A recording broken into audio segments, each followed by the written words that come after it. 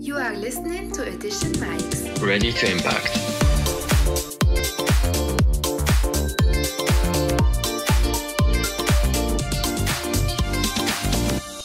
Bonjour à tous, voici la deuxième partie de notre épisode d'Edition Mic avec Monsieur Nordin Taib. Bonne écoute. Et pour ceux qui n'ont pas écouté la première partie, vous la trouverez dans notre épisode précédent. Ou donc, j'aimerais vous poser la question, c'est-à-dire que tu as lancé la start-up américaine, etc. Qui fait l'idée je reviens en Algérie pour lancer Yassir. Comment c'est venu? It's a $1 million question. Bon, deux trucs. Le premier truc, c'est que je suis toujours impliqué avec mon entreprise là aux États-Unis, donc j'ai pas abandonné. Bon, c'est vrai que j'ai réduit le الخدمة تاعي فيها et تاني bon ça elle est en train d'être achetée par une autre entreprise, Lyoma. Je pense que ça va être finalisé prochainement, Inch'Allah. Et bon, avec Yassir, c'était pas du tout planifié, en toute honnêteté. Ce qui s'est passé, ça revient à ce qu'on parlait juste avant, ça a pay it forward. Le fait que je sois algérien, donc je voulais un petit peu participer dans l'écosystème entrepreneurial high-tech en Algérie, qui était naissant. Bon, il l'est toujours, malheureusement. Dans le sens un petit peu de générer une certaine activité ou un certain impact. Et au début, c'était vraiment d'une manière, je crois, très passive, dans le sens où je faisais principalement du mentorat. Et même des fois, quand j'aimais des équipes où là, je les finançais cette année.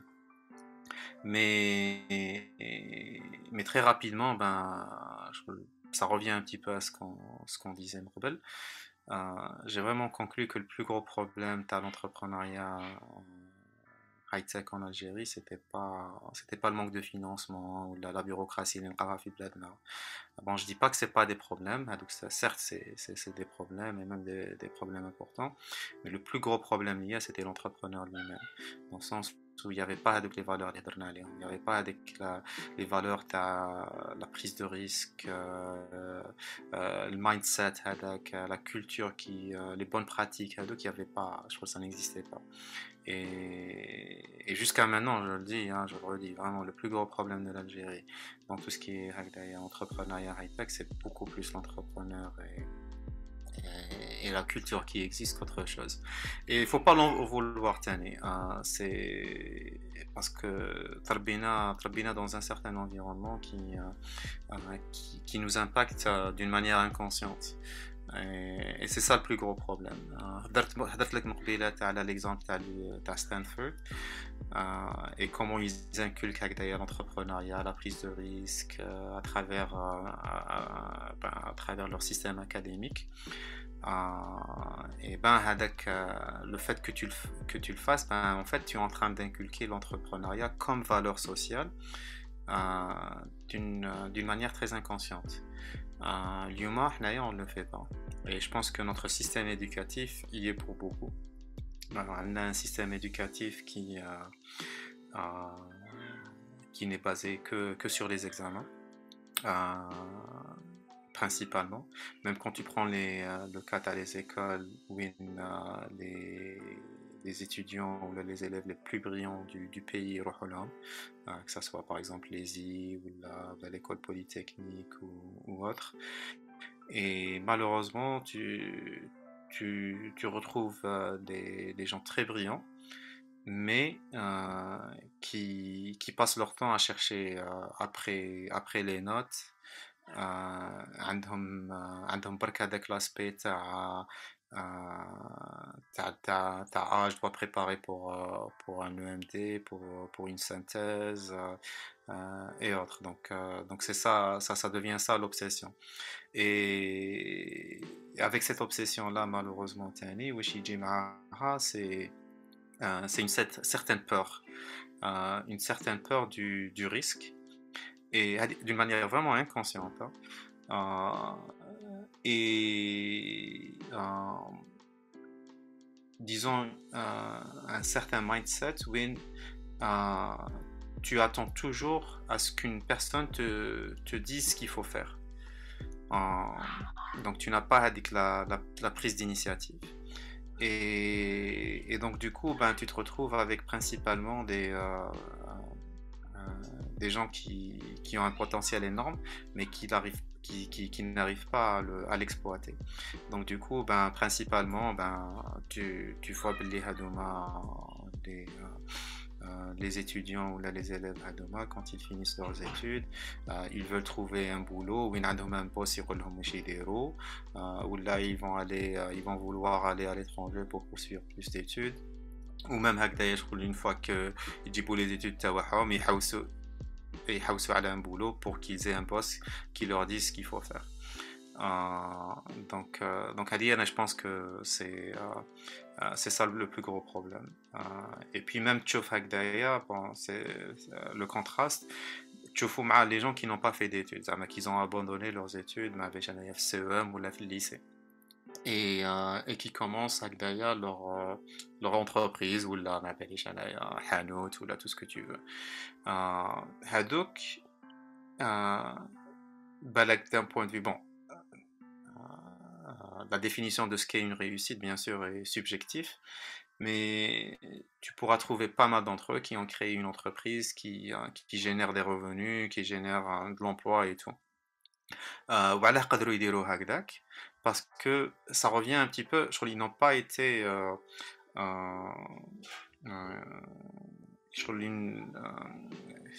je dirais, je sais pas quel serait le meilleur mot, contaminé par le système éducatif parce que donc عندهم la prise de risque parce que c'est inné la prise de risque et puis qui m'a quand tu es dos au mur, tu essaies de trouver des solutions. Donc parce que le fait qu'ils n'ont pas fait d'études, à un certain moment où ils étaient dos au mur, donc ils devaient trouver une solution. Donc ils ont pu créer quelque chose. Ça, c'est quoi l'impact ce qu'ils ont créé? Un commerce, d'avoir des revenus qui peuvent être importants, de générer de l'emploi. Mais quand tu vois que la valeur ajoutée, t'as ce qu'ils font, n'a pas peut-être le même impact que qui, par exemple, d'Arlésie ou l'école polytechnique, et qui aurait pu créer une entreprise qui est basée sur la technologie et créer vraiment une valeur ajoutée beaucoup plus importante pour la société. Je sais pas si tu vois ce que je veux dire. Donc revenons à la Yassir, donc c'était ça. Donc j'ai vraiment conclu très rapidement que le plus gros problème c'était l'entrepreneur lui-même. Et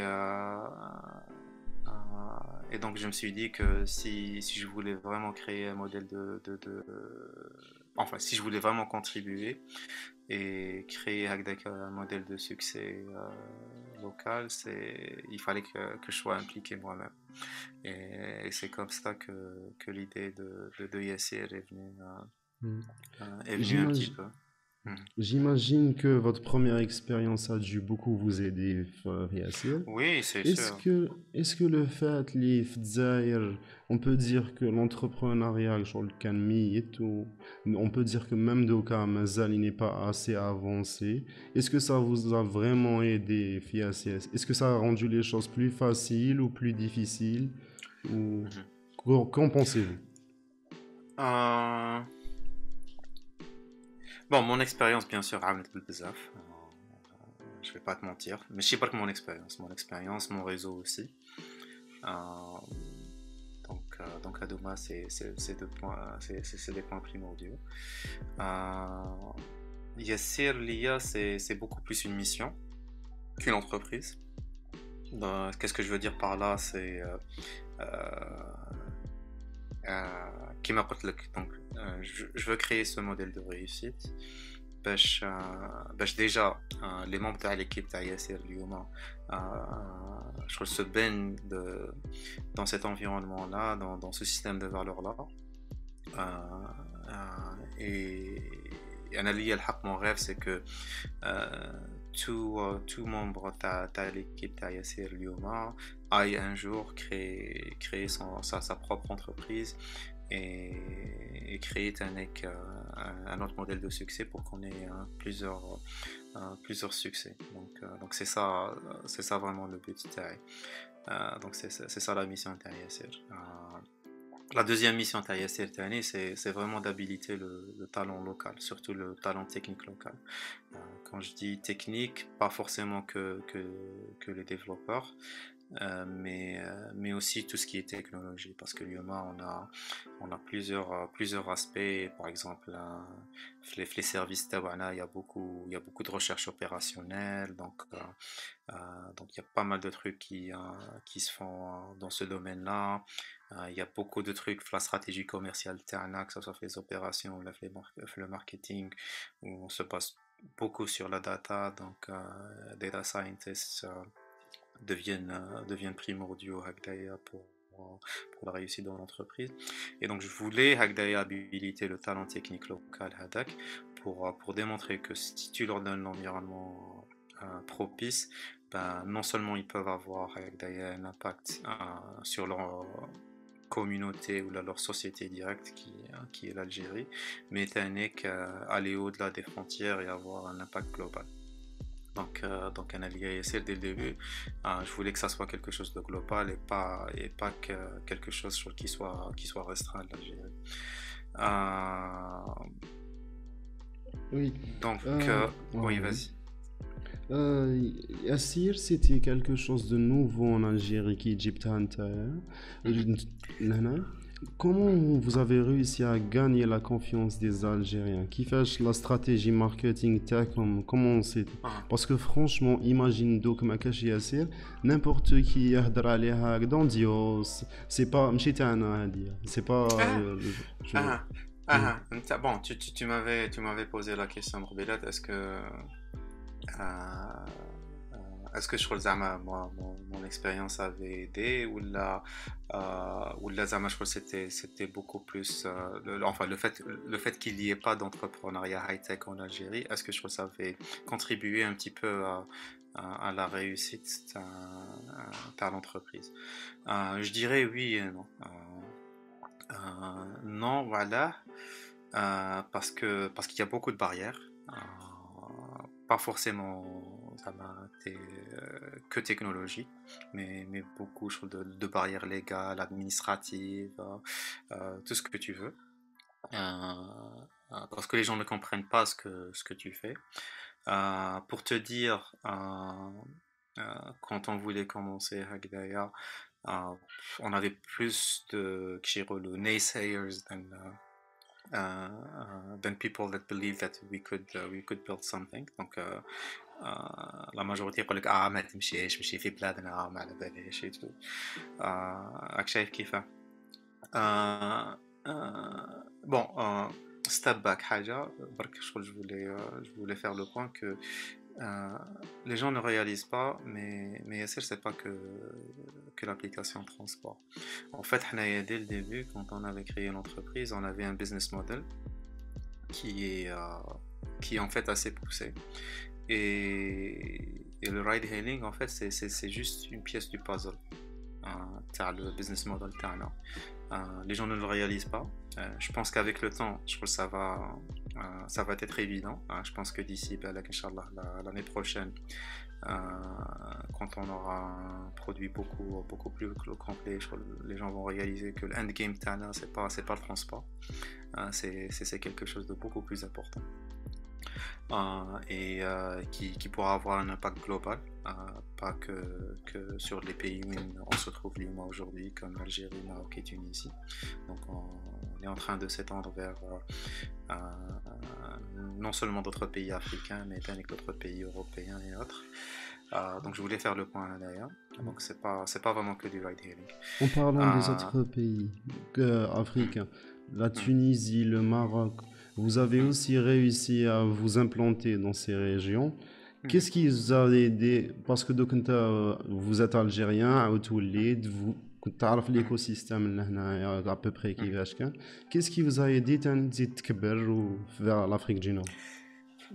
Bon, enfin, qu'il y a deux aspects. Bon, l'aspect qui me retient, je trouve, c'est on est dans un modèle de start-up. Donc, la croissance exponentielle est importante.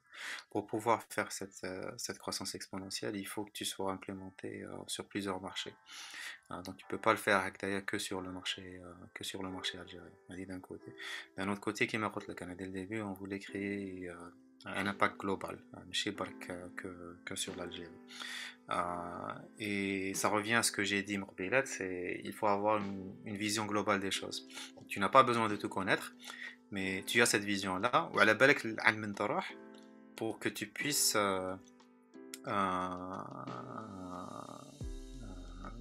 implémenter cette vision-là. Donc, elle dit grosso modo, c'était dès le début d'avoir un impact global. Donc, Anaya, je sais exactement comment créer une filiale dans un autre pays. Je sais quel est le talent que je vais chercher d'ailleurs pour implémenter mes opérations de Mac. L'un des aspects, tu as une startup, c'est la scalability. Donc, c'est de reproduire le même modèle dans d'autres régions. Donc, c'est vraiment important je crois, d'un point de vue produit, de créer les process qui permettent de créer avec la scalability tag. Donc, pour que quand tu rentres dans un nouveau marché, tu arrives à reproduire ce que tu as fait sur un autre marché d'une manière très rapide et très efficace. Donc, à Nomaga, c'est des éléments importants. Et ça touche aux produits que tu as développés. Donc, les spécifications de ta produit tag, il faut qu'ils aient des éléments d'automatisation, je trouve, très importants. Le côté tag, le côté business en lui-même, c'est aussi important. Côté marketing, quels sont les canaux de communication que tu as utilisés, que tu peux reproduire d'une manière assez importante. Bien sûr, quand tu crées une marque, tu as créé déjà une certaine notoriété, donc comment tu vas réutiliser avec la notoriété dans une autre géographie pour te donner avec le push avec ta lancement. Donc, Adomaga, c'est des éléments importants. Et si je reviens à la question tag, les Morbel, comment on a fait pour que. Bon, si tu prends pas le VTC parce que c'était notre premier service en Algérie et Lyoma, on est plus connu par rapport à ce produit-là, même si qui m'a le business model est beaucoup plus important et l'endgame ne sera pas dévoilé jusqu'à peut-être l'année prochaine. Dans tout produit ou dans tout service, il faut trouver quelque chose sur ce qu'on appelle product market fit. Qu'est-ce que ça veut dire? C'est que il y a un besoin et avec le besoin, il peut être tangible comme il peut pas être tangible. Avec deux exemples. Si tu prends le VTC, tu prends Zama Alger. C'est assez clair que le système de transport sur Alger est archaïque. Même d'ailleurs, si tu prends ce qu'on appelle du taxi ride hailing, تحبس un taxi يقول لك امشي طريقي خلصني كورسة ما نديكش تقعد تستناه بالك une demi-heure باش يصح لك. Donc c'est évident qu'il y a un besoin. Il y a un besoin et si tu développes un produit qui va satisfaire le besoin hadak sans que tu ne fasses grand chose d'un point de vue communication ou la marketing, les gens vont l'adopter. Donc le produit idéal c'est le bouche à oreille. À un certain moment où tu as une croissance qui est organique. C'est pas une croissance qui est payante. Tu vois ce que je veux dire? Je crée le produit تاعي, ça va satisfaire ton besoin راح تهضر عليه لصاحبك. دونك صاحبك راح يوتيليزيه وهو راح يهضر Exactement. مع صحابه. دونك سي سا C'est le comme produit ça. idéal. Je me Vraiment le souviens, produit idéal Yassir, c'est ouais. Mhm. je me souviens, Yassir, au début, on avait des problèmes de transport, etc. On bah, connaît c'était quoi pour nous Uber, Yassir, on ne connaissait Mhm. pas. Et puis un Mhm. jour, un de mes amis m'a dit حصلت ما لقيتش كيفاش نروح عيط l'application دقيقة جا دقيقة جا ورحنا. Donc voilà, Donc, je comprends ce que donc vous c'est voulez ça. dire. Donc Hmm. il faut. Hadia, c'est ce qu'on appelle product market fit. C'est que le produit tag va satisfaire un besoin que le marché va l'absorber. Et qu'il y a une deuxième catégorie de produits qui est mazama les réseaux sociaux. Et le meilleur exemple je crois, de réseaux sociaux, c'est Facebook. Où ils ont vraiment, je crois, généré un besoin. Je crois, ils ont pu créer le besoin. Je crois que c'était un besoin inconscient, je crois, qui n'était pas tangible. Tu vois ce que je veux dire? Le fait que tu utilises une plateforme où les gens vont se rencontrer, vont discuter, je crois, qui vont te permettre de rester en contact avec tes amis et tout.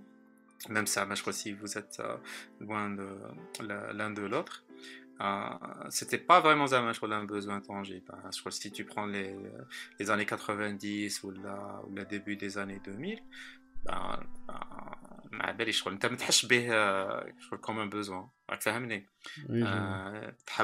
تحب ما باليش انايا تشوف صاحبك تروح تلاقى معاه برا ولا même si vous êtes dans des géographies différentes, ben, vous utiliserez le téléphone ou autre. Mais ils ont pu créer avec le besoin euh, et, et générer avec le product market fit les درت عليه. Et Hadik, sincèrement, c'est aussi une prouesse. Et tu as pas mal de produits ou là, de services qui créent ça aujourd'hui.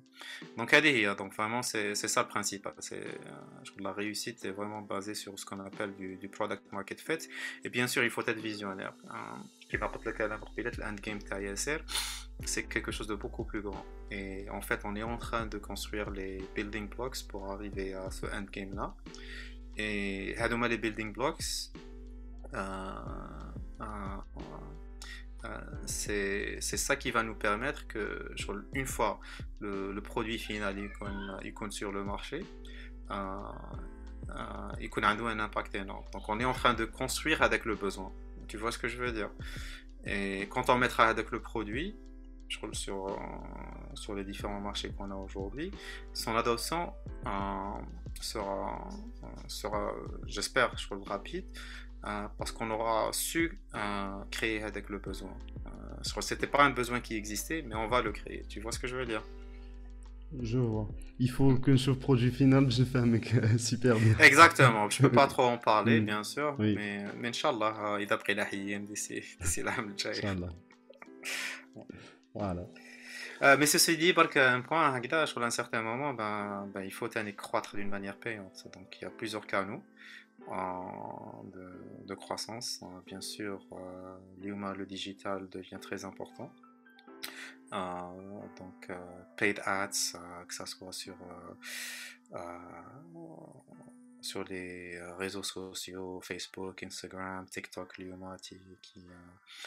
qui devient très populaire, YouTube, et bien sûr à travers Google Ads. Donc, c'est des canaux très importants. Il y a des techniques très avancées de ciblage, de reciblage, comment tu crées ton funnel, parce que je te cible par exemple, Ntaya et tes amis, vous êtes une centaine, sur les centaines Hadouk, 10% vont télécharger mon application. Sur les 10% Hadouk, c'est un autre 10% qui va utiliser l'application. Donc comment je vais maximiser les pourcentages pour que les 10% Hadouk ou les 30%, tu vois ce que je veux dire? C'est des techniques très importantes. Donc c'est des aspects extrêmement importants. Donc quel est mon coût d'acquisition? Pour que tu puisses utiliser mon service. Comment je vais te faire revenir pour que tu réutilises mon service plus souvent. Comment je vais maximiser ce qu'on appelle your lifetime value as a customer. Donc ما بيش انايا j'ai dépensé زعما نقولوا 100 دينار باش نجيبك sur sur le اسمه la vie de l'utilisation تاع البرودوي تاعنا من عندك. Je voudrais maximiser les choses. Donc, خلصت عليك 100 dinars, mais dépenser معايا, je sais pas, 100 000 dinars. Tu vois ce que je veux dire? Le ratio, il faut toujours le maximiser.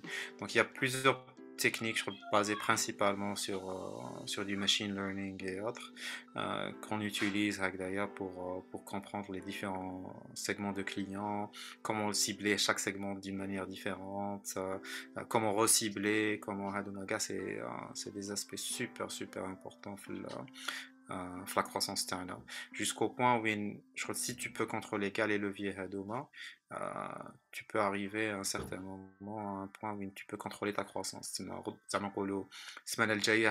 Une croissance de 5%. Je connais les facteurs qui vont me permettre d'arriver à cette croissance-là. Combien je vais dépenser, quelle personne je vais cibler, etc. Donc à demain, c'est des éléments importants. Et bien sûr, un point que j'ai un petit peu négligé, c'est pour pouvoir faire ça, il faut avoir des fonds. Et donc la levée de fonds devient très importante parce que dans le modèle startup, c'est que tu vas grandir très rapidement, ton équipe doit grandir très rapidement, regarde les aspects. Aspect technique, marketing, finance, RH, légal, tout ce que tu veux. Donc non seulement tu dois grandir ton équipe, mais tu dois grandir tu dois dépenser plus. Et même si tu es en train de générer des revenus, les revenus de Tawak, pour pouvoir stimuler cette croissance-là, ne seront pas assez. Donc il faut que tu lèves des fonds. Et généralement, pour pouvoir lever des fonds, il faut démontrer une certaine croissance exponentielle. Et la levée de fonds devient un boulot à temps plein. Donc il faut à chaque échéance, d'ailleurs, je dois avoir une feuille de route, une roadmap, pour dire que voilà, l'échéance il faut que j'atteigne cette croissance-là.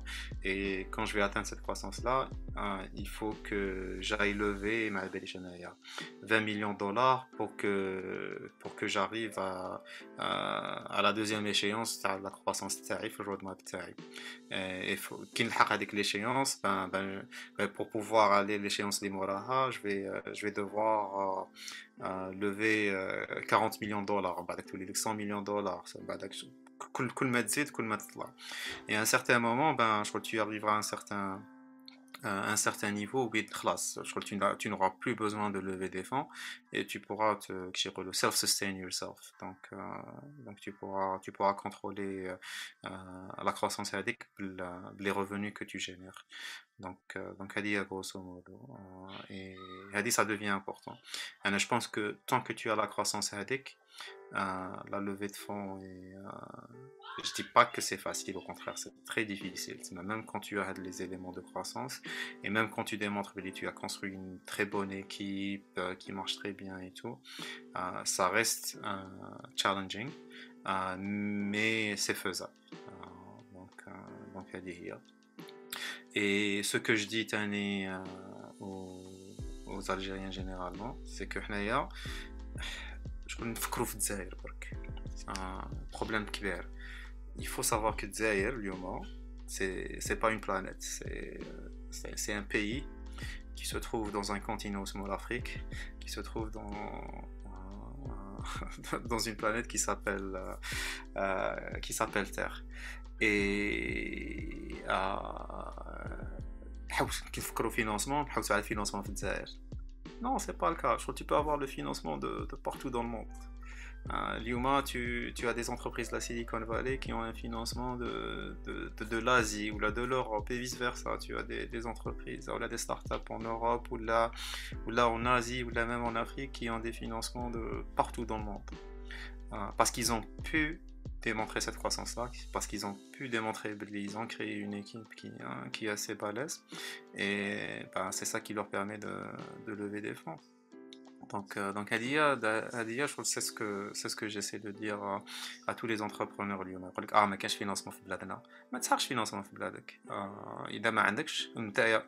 Et ça revient à ce que je disais au premier là, t'es un entrepreneur, je trouve que c'est une personne qui va toujours trouver des solutions à des problèmes. Donc إذا problème تاعك نتايا c'est de lever des fonds, ben ما لقيتش les fonds في الجزائر روح حوس عليهم autre part. Ouais, je vois ce que vous voulez dire. Et quand tu as la croissance ADEC, je peux te garantir que, bon, ça sera pas facile, pas du tout, gars, mais ça te permettra d'y accéder. Je vois ce que vous voulez dire. Et qu'est-ce que vous pensez des partenariats dans ce domaine? Est-ce que c'est un facteur déterminant? Est-ce que c'est important de faire des partenariats qui te contribuent? Je sais pas si vous voyez ce que je voulais dire. C'est-à-dire, est-ce que... Quel genre de partenariat?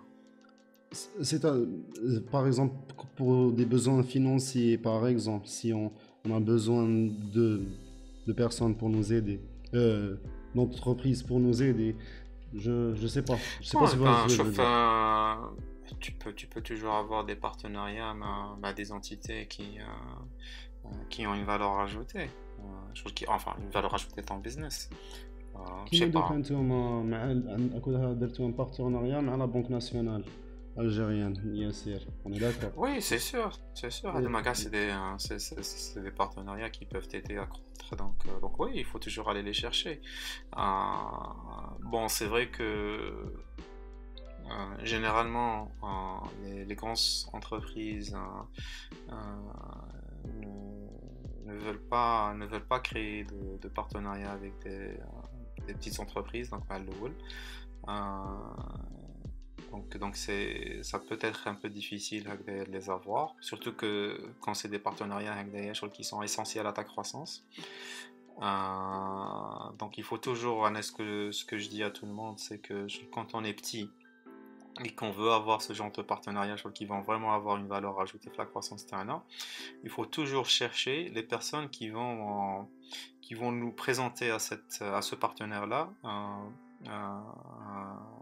d'une manière assez agressive. Je donne un exemple juste pour shooter. Je vais travailler avec l'un des opérateurs télécom Fzair. Et je n'ai pas d'entrée. Avec lequel je vais parler avec le CEO ou le CMO ou autre de l'entreprise pour pouvoir lui décrire le projet ou le problème et comment on pourra collaborer dans un partenariat win-win. Si je vais je vais me débrouiller وراح نلقى الايميل تاع السيد ولا التليفون تاع السيد et je lui envoie un message ou là je l'appelle. Par exemple انت يا امين ما تعرفنيش كاع, tu vas me contacter. انا la première réaction تاعي شكون هذا يا امين باش نهضر معاه. تما ميم اذا زعما ناكسبتي نهضر معاك, l'écoute que je vais te donner ما راحش تكون تاع زعما واحد نعرفه. Tu vois ce que je veux dire? تما لو كنت نعرفك هكذايا je serais plus ouvert. تما même اذا زعما ليدي تاعك فيها ريسك كبير, le fait que je te connais, le fait que نعرف القيمه ديالك et tout, ça va atténuer هذاك بالك la peur تاع le risque هذايا اللي راح تاخذو نتايا. Tu vois ce que je veux dire? اذا ما نعرفكش كاع نقول هذه سي ترو ريسكي, نقول له ربي سهل وخلاص. Donc du coup tisser avec le réseau est extrêmement important d'un côté, et ce qui est plus important c'est de tisser un réseau de personnes qui ont un réseau déjà existant. Ça m'intéresse شغل حبيت الحق ليا هكذايا.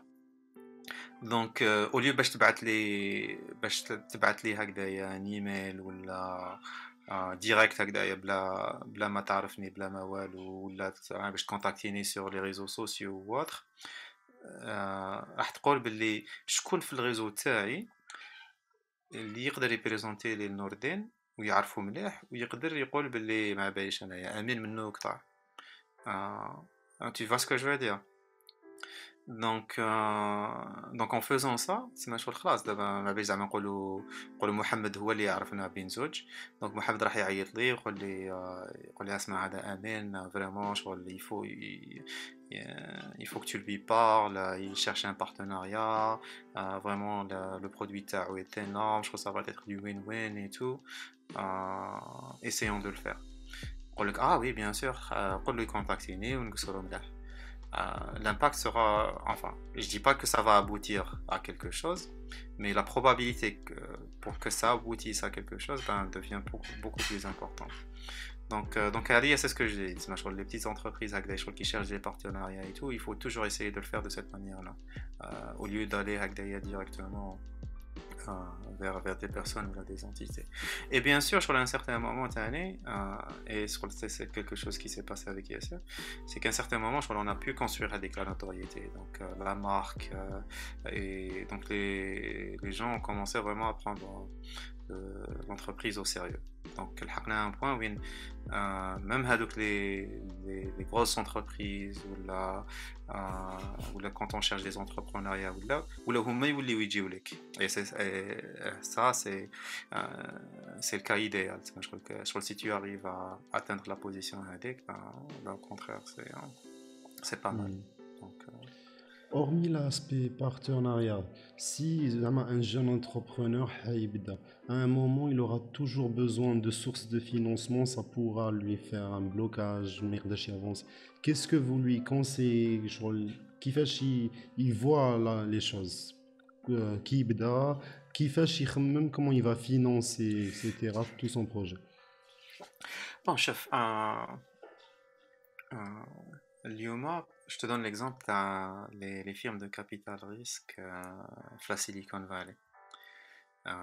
Et ça revient à ce que je viens de dire.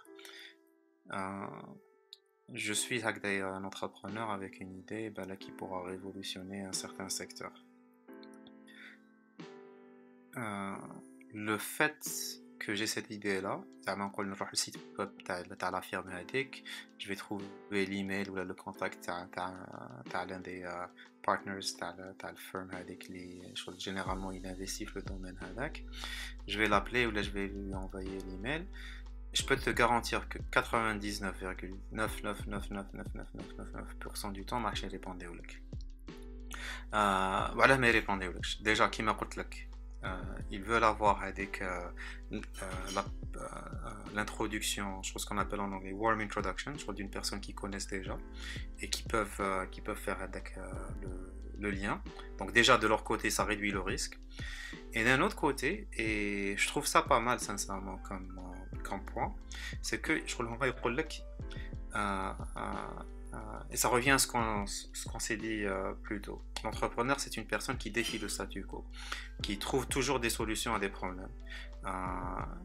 يقول لك أنا l'entrepreneur هذايا إذا ما عرفش كيفاش يلحق لي comme investisseur, c'est que il vaut pas le coup.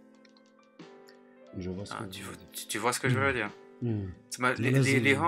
Les homes, c'est en fait une étape que tu dois démontrer. في البروسيس تاعهم pour qu'ils te financent, il faut que tu démontres que tu es capable de non seulement d'avoir une bonne idée, mais de bien l'exécuter.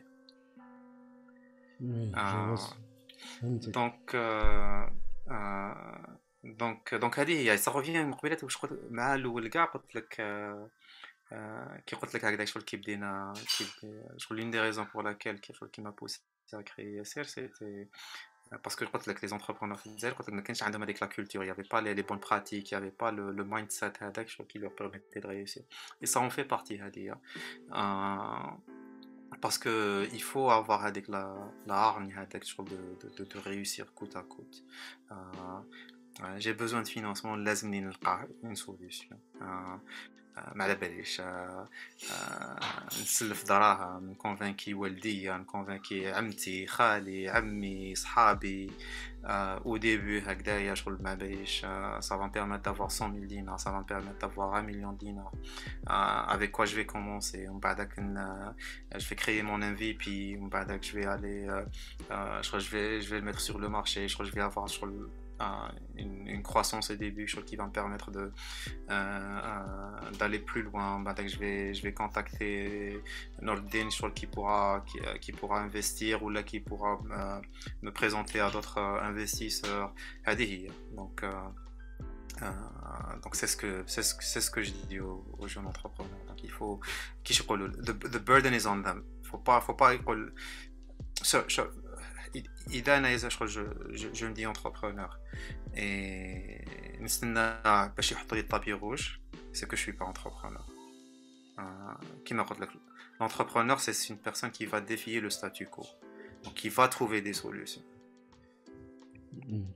Maintenant, ce que j'aimerais vous dire, c'est-à-dire que à la quand on est en entrepreneur, on veut aller vers les choses, c'est-à-dire qu'on n'a pas forcément l'idée. C'est-à-dire que on veut entreprendre, on doit chercher une idée. L'idée, Là, ça dépend. Ça dépend. Là, tu as des cas هكذا when tu sais pas ce que tu veux faire, mais à la balle, c'est quelque chose que enfin, tu veux entreprendre, disons, et tu as un process de découverte. Ou là, des fois c'est accidentel.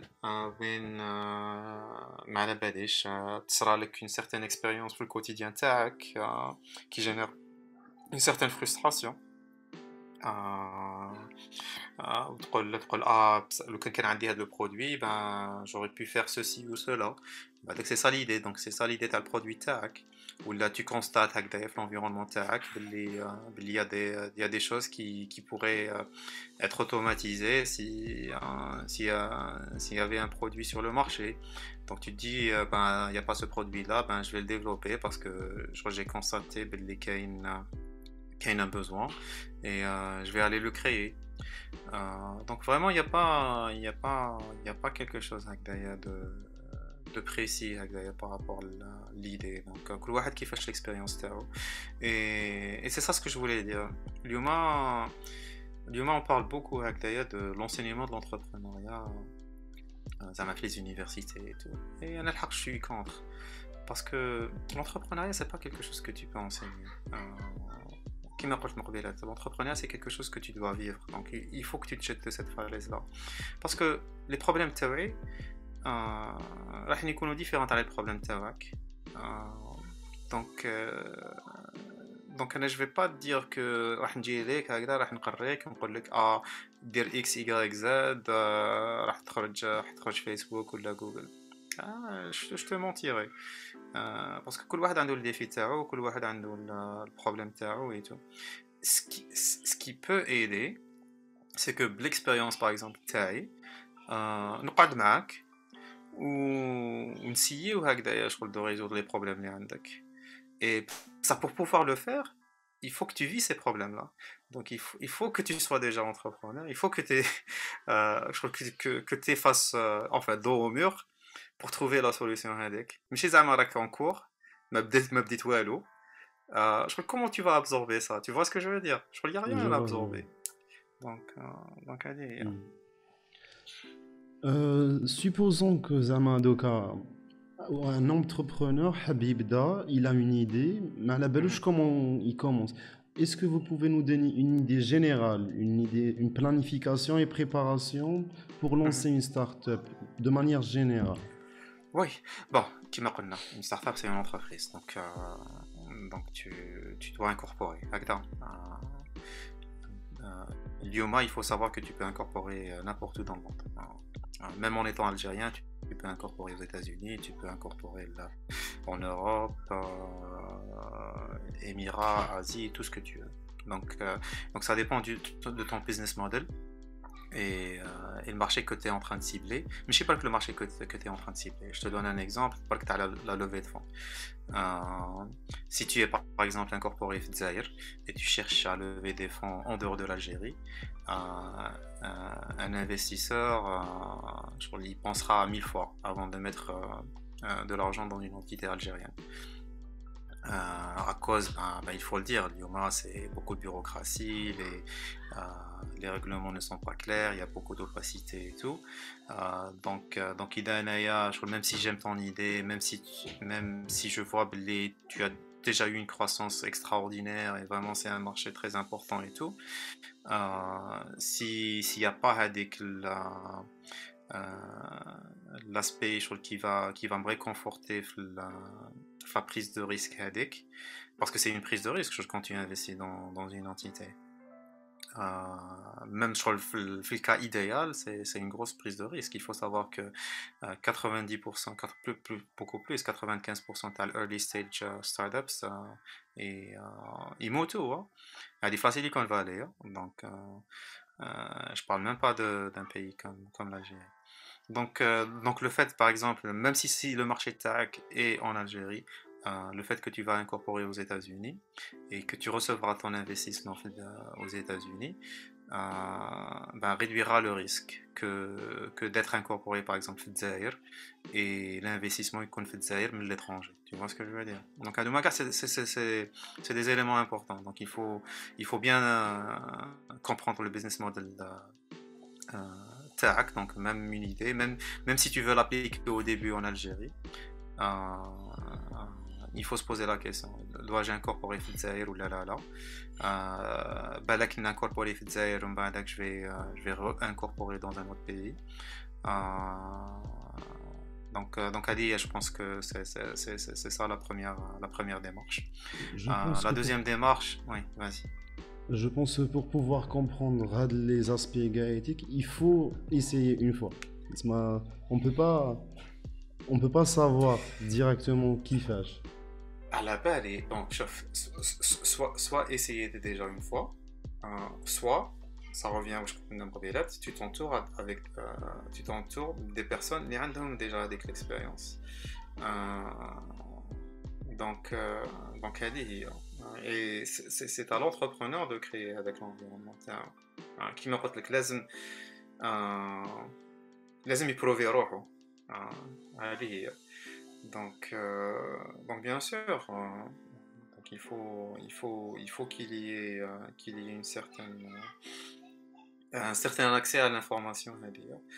Personnellement, j'essaie de le faire avec pas mal d'entrepreneurs, je sais pas partout dans le monde. Et malheureusement, في الجزائر على بالك الناس راسهم يابسين ما يحبوش يسمعوا. Donc il y a un problème هذايا تانيك. Donc mais grosso modo الحق celui qui veut réussir et qui apprécie l'expérience t'as une autre personne et tout. Généralement هذوك الحق ils font confiance et ils avancent. Hein. C'est vraiment primordial. Je pense qu'on a un petit peu fait le tour de tout ce que vous pouvez nous dire sur l'entrepreneuriat. Si on pouvait vous laisser un dernier mot pour résumer tout ce qu'on vient de dire, l'entrepreneuriat en Algérie en général, un dernier mot par rapport à Gauche Hadamna. C'est Hadamna Bzav. Ça fait plus d'une heure. Avant que nous fassions la conclusion, pour continuer à la question de comment créer l'entreprise, je voulais pas finir l'idée. Ah non, au contraire, il est mazal. On a parlé de l'aspect incorporation. Deuxième aspect, j'ai l'idée. C'est quoi dont j'ai besoin pour pouvoir concrétiser l'idée. Qu'est-ce que je veux dire par là? Je suis pas, par exemple, ingénieur informaticien, mais mon produit est un logiciel. Il est clair que pour que je puisse créer le produit ADA, il faut que j'ai des ingénieurs en informatique. Est-ce qu'il est primordial que j'ai un cofondateur qui soit en informatique, par exemple? Est-ce qu'il doit être cofondateur ou là il va être employé? Les éléments sont importants. Alors, ce que je peux te dire, mon expérience dans tout ce qui est entrepreneuriat high-tech, il faut qu'il y ait un entrepreneur technique. C'est extrêmement important. Quand on l'a pas en soi-même. et vice-versa.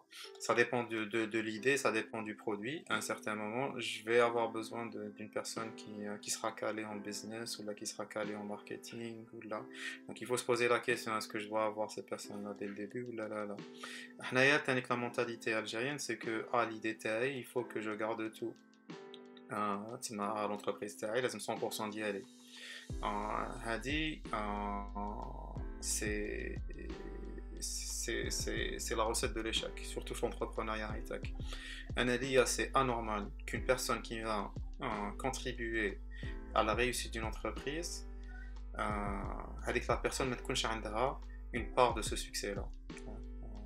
Donc, et ce que tu trouves par exemple à Silicon Valley, c'est que toujours il y a un pourcentage de l'entreprise qui est dédié, donc quand je dis un pourcentage, c'est les actions de l'entreprise qui sont dédiées aux employés. Parce que c'est eux qui créent la réussite à l'entreprise ou à la start-up.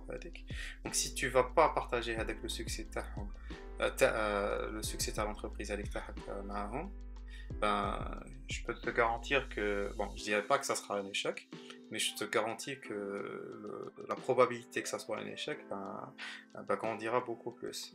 Voilà, c'est que déjà le fait que tu fasses ça, ça va motiver les gens qui vont travailler avec toi. Même à l'ouïl, balek ma t'attends même pas d'argent parce que m'indique aller d'un côté. D'un autre côté, ben ça va t'amener que inconsciemment, qui font partie de quelque chose. Donc ça va impacter la motivation, l'ambition, tout ce que tu veux. Et puis Tanik, le troisième point, bon, c'est des modèles qui sont dans la Silicon Valley, c'est que tu ne vas pas le donner à des actions. Même pour le fondateur lui-même. Par exemple, quand j'ai fondé, que ce soit ma startup aux États-Unis ou là en Algérie, les actions que j'ai, je les reçois pas d'un coup. Il y a un pourcentage. Voilà, parce que d'un côté, tu continues avec la motivation, parce que ma béche, n'a fait qu'un 10% à l'entreprise d'Oka. On dit, on dit 10% donc voilà, je n'ai pas déjà les 10%. Tu vois ce que je veux dire? Alors que si je vais te dire que les 10%, je vais te les donner sur 4 années. Donc, كل عام راك تخدم باش تجيك exactement. Et puis je crois que c'est basé sur la méritocratie. Donc si je performe pas avec la première année, je vais pas avoir avec les actions. Donc ça protège avec l'entreprise. Donc si ma béliche pour une raison ou une autre, je بالك واحد باش escroc là, يحبر كيدير le pourcentage de l'entreprise sans vraiment rien en retour. Ben, ça protège l'entreprise ou la même année comme fondateur, ben, quand il dit l'entreprise avec d'autres fondateurs, ben, il faut que ça s'applique à moi aussi parce que ben, l'am li morah ana راح نروح. Donc imaginez احنا 4 بدينا زعما نقولوا équitablement بدينا كاع 25% تاع l'entreprise. العام اللي موراه انا راح نروح وانتم راح تبقاو. بصح je vais partir avec mes 25%. Alors que رحت مور عام وحنايا راح نبقاو راح نهمبروا. بالك l'entreprise هذيك تولي شغل يونيكورن. مي انايا رحت العام الاول ما درت والو مي je garde les 25%. Alors que si donc les actions تاعي je vais les avoir sur 4 ans, ben كي نروح مور العام ben je vais perdre les actions هذوك. Et ce qui est normal, c'est une protection d'entreprise et tout. Donc c'est extrêmement important. De Maga, c'est des aspects qu'il faut prendre en compte. Donc désolé pour la déviation. Donc je voulais vraiment mettre le point en exergue. Le dernier point technique sur ce que j'ai remarqué en Algérie, sur ça revient technique avec l'obsession de j'ai créé l'entreprise, il faut que j'ai 100% à l'entreprise ou là entre les fondateurs. Je crois que c'est une très mauvaise façon de penser parce que personnellement je préfère avoir 1% d'une entreprise qui sera valorisée à $1 milliard que d'avoir 100% d'une entreprise qui sera valorisée à $10 000. Donc du coup, le fait que tu fais ramener des investisseurs, je crois qu'ils vont prendre un risque énorme, je crois qu'ils vont mettre leur argent, c'est normal qu'ils prennent un pourcentage de l'entreprise. Et ce pourcentage-là, bien sûr, je crois, dépendra de plusieurs facteurs qui vont donner une certaine valorisation à l'entreprise. Donc la croissance taha, les revenus taha, l'équipe qui est derrière, etc. etc. Donc il y a des éléments très importants qui définissent, qui permettent et à l'investisseur et à l'entreprise de se mettre d'accord sur une certaine valorisation de l'entreprise qui sera où l'investissement, je crois, se basera sur la valeur. Donc, un exemple, on va décider que la valeur de l'entreprise est de 1 million de dollars. Là, je vais mettre 200 000 dollars. Donc, du coup, mon pourcentage, ça sera 200 000 sur 1,2. Donc, c'est ça le pourcentage que je vais avoir de l'entreprise. C'est normal. Donc, il faut que on aille vers cette compréhension-là et ce modèle-là d'investissement. Je préfère avoir 1% d'une entreprise qui est valorisée à 1 milliard de dollars que d'avoir 100% d'une entreprise qui va être valorisée à 10 000 dinars. Parce qu'avec les fonds, j'en aurai besoin pour ma croissance. Et c'est ça qui va me permettre d'aller vers le 1 milliard de dollars de valorisation. Et c'est ça qui va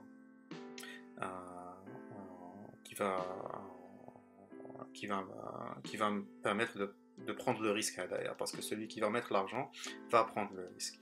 Et pas que le dernier point, il faut toujours choisir des investisseurs, ce qu'on appelle des investisseurs actifs, pas des investisseurs passifs. Donc, je sais pas qui يعطيك دراهم وخلاص. Il faut chercher des investisseurs اللي عندهم un réseau déjà, اللي يفتحوا لك البيبان. هضرنا من قبيلات على لي بارتناريا، هضرنا على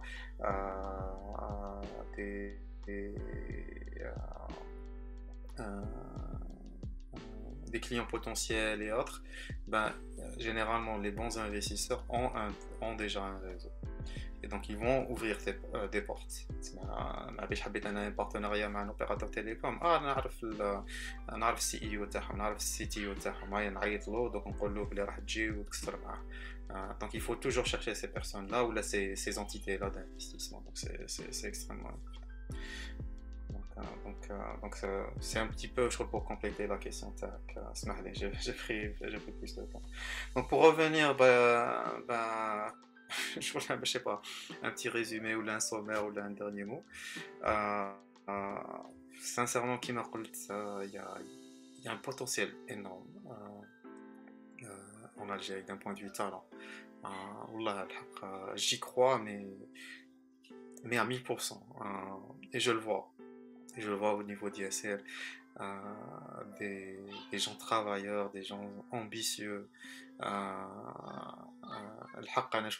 Quand je les vois des fois échanger à 1h du matin, à 6h du matin, pour se préparer pour le lendemain, des trucs d'ailleurs, je me dis que vraiment, je crois que là personnellement, je crois que je suis dans un pétra et je peux pas les décevoir. Donc du coup, ça me pousse à faire beaucoup plus les hommes. Et donc le talent est là. Et qui m'a rappelé le rêve taï, c'est que chaque membre de l'équipe taï deviendra un jour créera un jour son entreprise et pourra, Inch'Allah, non seulement utiliser avec les connaissances et la culture qui aurait été inculquée via CR et la réutiliser et personnellement les aider à réussir. Et l'Yoma a dit ça manque beaucoup. L'écosystème d'ailleurs, c'est ça qui manque. À tous les niveaux. Bon, je parle de l'exemple d'ISL, mais il faut que ça soit quelque chose de généralisé au niveau de tout l'écosystème. Et c'est ça qui m'a porté Morbilat, c'est ça qui a fait la réussite dans la Silicon Valley. C'est ces valeurs-là, c'est l'entraide, c'est la créativité, c'est la confiance en soi. Et il faut recréer cet élément-là, il faut recréer l'élémental t'as la prise de risque avec qui m'appelle le système éducatif qui bloque beaucoup de choses. Et si on arrive à créer ce dynamisme-là, je peux te garantir qu'on pourra vraiment créer de grandes choses. Et le dernier point qui m'a rappelé la télé, l'Algérie n'est pas une planète qui est séparée.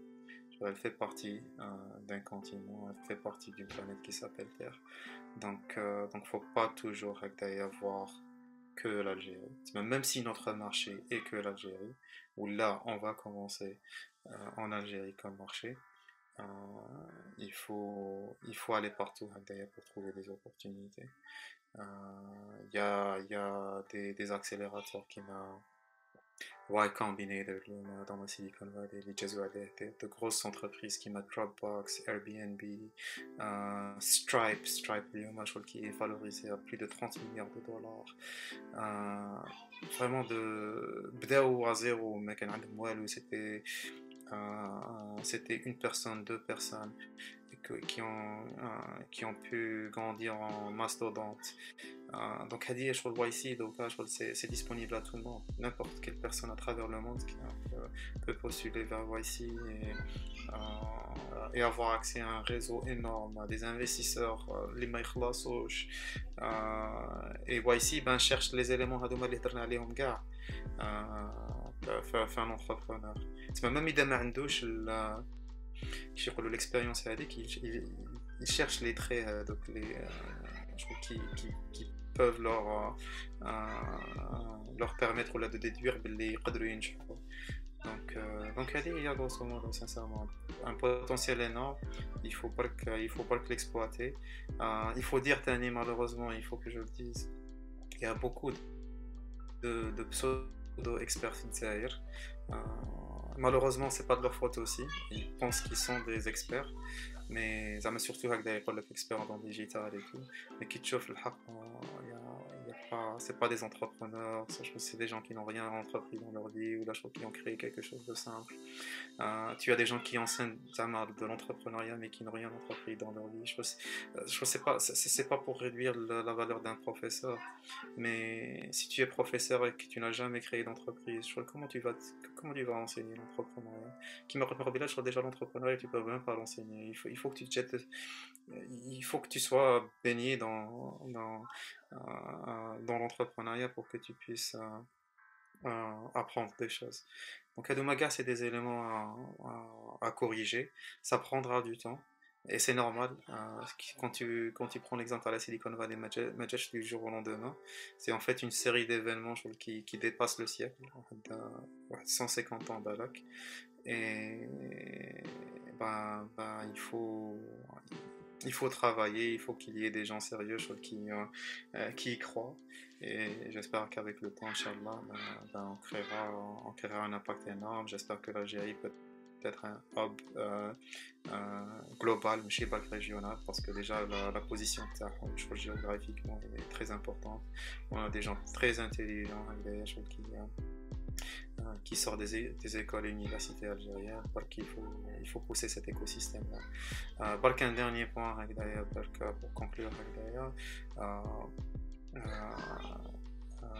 il faut qu'on soit une société où il y a un écosystème qui est en équilibre. Et c'est quoi une société où il y a un écosystème qui est en équilibre? En physique, il y a un théorème de l'équilibre qui mentionne que toute entité une entité n'est en équilibre que quand qu'elle a un niveau minimal d'énergie. Et personnellement, je pense que ce théorème-là s'applique aux personnes, s'applique aux sociétés, s'applique aux entreprises. Et c'est quoi une société ou une communauté ou une entreprise qui est en équilibre? C'est en fait avec un minimum d'effort, tu crées un grand impact. Et vice versa. Une entité ou une société ou une communauté ou une entreprise qui n'est pas en équilibre, c'est une entité qui va fournir un très grand effort pour un petit impact. l'humain, malheureusement, c'est ça l'Algérie. C'est pas que l'Algérie, il y a pas mal d'autres pays je trouve, qui sont dans une situation similaire. Donc il faut qu'on aille vers l'équilibre et ce qui crée l'équilibre dans une société, dans une communauté ou là dans une entreprise, c'est le système des valeurs. Le système des valeurs ou la chose qu'on peut définir comme la culture. Tu as une société ou là tu as une communauté ou là tu as une entreprise. Et c'est quoi d'un point de vue anthropologique une culture? En fait, c'est un système de valeurs ou là, un ensemble de valeurs qu'une personne va trouver dès sa naissance comme un capital. Un capital, c'est ma draham. Dans le même sens, quand tu as un capital, quand tu as de l'argent, qu'est-ce que tu vas faire avec? Je crois que tu vas le réinvestir. Je crois que je dit que donc par exemple, je crois qu'il fait un environnement. Le capital le plus important que je vais acquérir, c'est le système de valeurs qui existe dans l'environnement d'ailleurs. On ça va définir d'une manière inconsciente, et c'est ça le mot-clé, d'une manière inconsciente, ça va définir mes actions dans la société. Donc si j'ai un très bon capital dès le début, donc ce système de valeurs-là, qui est la culture, l'impact dans sa société-là, d'une manière inconsciente, va être énorme. Et qui me rappelle, avec un minimum d'efforts, je vais créer un grand impact. Et le fait que je vais créer un grand impact, je suis en train d'investir avec le capital, donc je vais le faire grandir. Et quand je vais le grandir, donc la génération, les autres personnes qui vont venir, ils vont trouver un capital beaucoup plus important. Et ça va créer ce qu'on appelle snowball effect. Et c'est ça qui nous manque aujourd'hui. Donc il faut qu'on ait la culture, que ce soit au niveau qui me rappelle la communauté, notre famille, notre communauté, notre société, notre pays, dans nos entreprises. Et c'est ça qu'il faut construire. Ça prend du temps, ça prend beaucoup de temps. Je suis confiant et je pense que des jeunes qui m'entourent, surtout des gens brillants qui font les écoles qui Malaisie et tout, ont un potentiel énorme et ont beaucoup de choses à contribuer. Donc il faut leur créer avec l'environnement, Inch'Allah, et on pourra faire de très belles choses. Inch'Allah. C'était super intéressant. J'ai beaucoup appris personnellement. C'était un plaisir, Tony. Merci. C'était un plaisir, on vous remercie beaucoup. C'était un honneur de vous recevoir aujourd'hui, monsieur.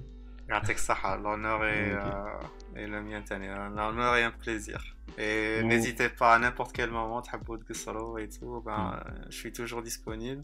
Et c'est un message que j'envoie à tous les élèves de l'ESI ou autres. Si vous avez besoin de quoi que ce soit, ou des conseils ou autre, je suis toujours disponible. Un dernier point, c'est que depuis que je suis parti aux États-Unis faire mes études, chaque année j'aide pas mal d'étudiants ou des élèves des écoles et universités algériennes qui veulent poursuivre leurs études aux États-Unis à postuler, parce qu'il faut savoir que les universités américaines, surtout dans tout ce qui est engineering et tout ce qui est grad school, il y a beaucoup d'opportunités de recevoir des bourses. Personnellement, j'ai reçu une bourse de l'université elle-même, donc de Stanford. Donc j'ai rien payé, je crois que j'ai pas payé un sou. Et chaque année j'aide plusieurs étudiants à postuler, et il y en a pas mal qui sont admis avec bourse. Donc si vous voulez avoir des aides par rapport à ça aussi, vous êtes les bienvenus. Agda. Oui, merci. Yeah. On remercie aussi tous les auditeurs, les radios à la fin. Très bien. C'est du direct? Non, c'est pas du direct, mais moi-même quand ils vont l'écouter en mode diffusion, ils se mêlent. Bon, il faut les avertir, ça a pris du temps. Non, mais c'était un plaisir. Franchement, l'Isma, c'est toujours bien. Il n'y a pas eu d'ennui. Ok, très bien, tant mieux. Merci beaucoup. Merci. Ok, ya Rabbi yahfadkom. Salam. Merci.